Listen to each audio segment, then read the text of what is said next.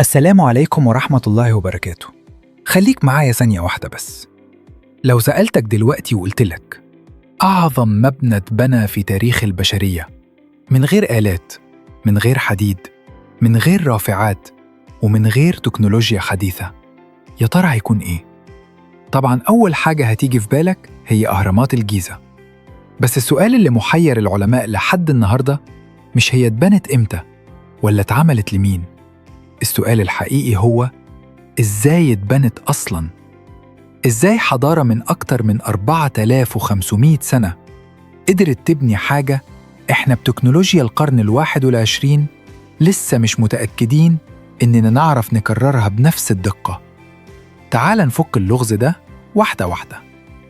أهرامات الجيزة مش هرم واحد، ده 3 أهرامات كبار: هرم خوفو، وهرم خفرع، وهرم منقرع.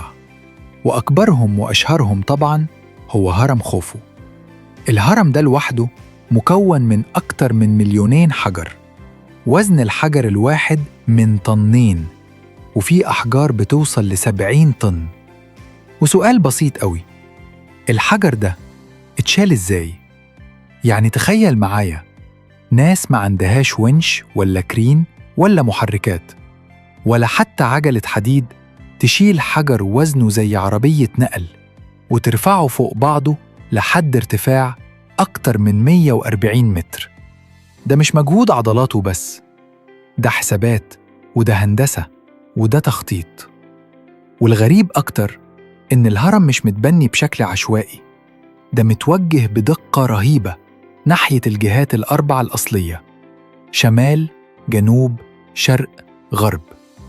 والانحراف أقل من نص درجة، يعني دقة أحسن من مباني حديثة اتبنت بأجهزة ليزر. طب إزاي؟ من غير بوصلة، من غير أقمار صناعية. العلماء بيقولوا المصري القديم كان بيعتمد على النجوم، وكان فاهم حركة السماء بشكل يخليك تحس إنه كان شايفها بعيون مختلفة. نيجي بقى للسؤال اللي مقلب الدنيا: هل فعلاً الأهرامات اتبنت بالصخرة؟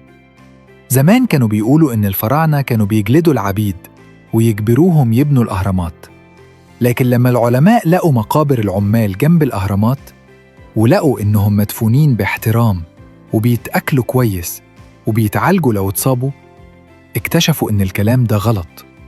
دول كانوا عمال محترفين بيشتغلوا بنظام وبيتقسموا فرق، وليهم أكل وليهم راحة وليهم علاج. يعني المشروع ده كان مشروع دولة مش شغل عبيد. طيب لو المصري القديم ذكي كده، ليه بقى معرفش يسيب لنا كتاب يقول فيه إحنا عملنا الهرم بالطريقة الفلانية؟ هنا بقى اللغز الحقيقي. ولا نقش واحد ولا بردية واحدة بتشرح طريقة البناء بشكل مباشر، وكأنهم قرروا يسيبوا الهرم نفسه هو اللغز. في ناس قالت إنهم استخدموا منحدرات رمل يرفعوا عليها الحجارة، ناس تانية قالت منحدرات حلزونية حوالين الهرم، وفي نظريات أغرب بتقول إنهم كانوا بيستخدموا المية أو تكنولوجيا اختفت أو حتى مساعدة من كائنات فضائية. وطبعاً آخر حتة دي العلم بيرفضها، بس وجودها لوحده بيوريك قد إيه الموضوع محير.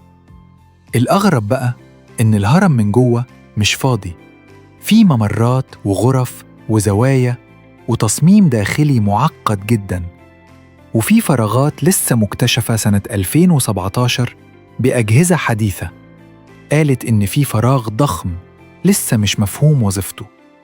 يعني بعد آلاف السنين لسه بنكتشف حاجات جديدة جوه مبنى واحد. طب هل الهرم كان مقبرة وبس؟ ولا كان ليه وظيفة تانية؟ تقويم فلكي، رمز ديني، محطة طاقة؟ مفيش إجابة قاطعة، بس المؤكد إن الهرم مش مجرد كومة حجارة، ده عقل وتخطيط وفلسفة. والأجمل بقى إن الحضارة دي اختفت، بس سبتلنا سؤال لسه بيطارد البشرية: هل إحنا فعلاً أذكى من اللي قبلنا؟ ولا إحنا بس عندنا أدوات أحدث؟